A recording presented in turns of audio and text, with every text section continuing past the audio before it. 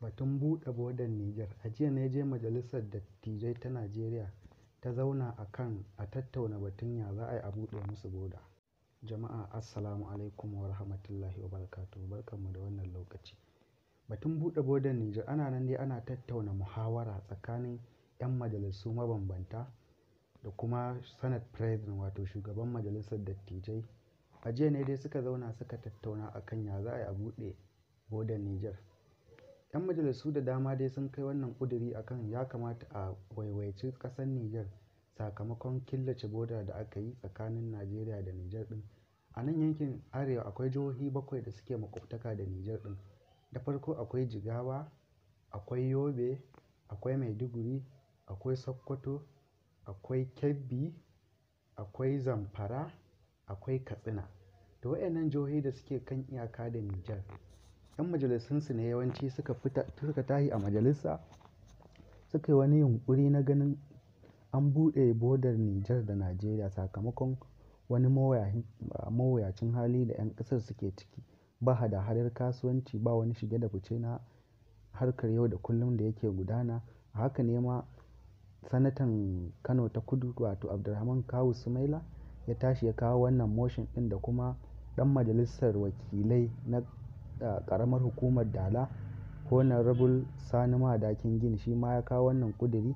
To har ma an karɓi ƙudurin ana nan ana ta negotiating akan ya za a yi batun buɗe Nijar. Amma dai an karɓi motion ɗin complete. Ana nan yanzu haka ana zama a kai ta inda za a tunkari wannan matsala da ta ke shafar yankin wannan boda ta Nijar da Najeriya.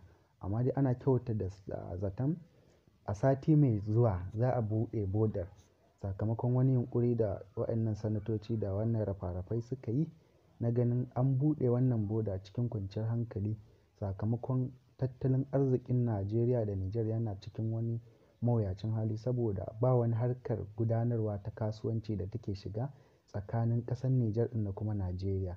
Ana nan dai ana tattaunawa. Senate President ya rattaba hannu a kai.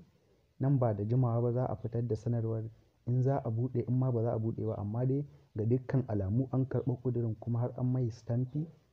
Nan ba da jimawa ba za a fito a tattauna kuma a sati mai zuwa mai shigowa za a tattauna wannan batutuwa. To Allah ya sa mu dace.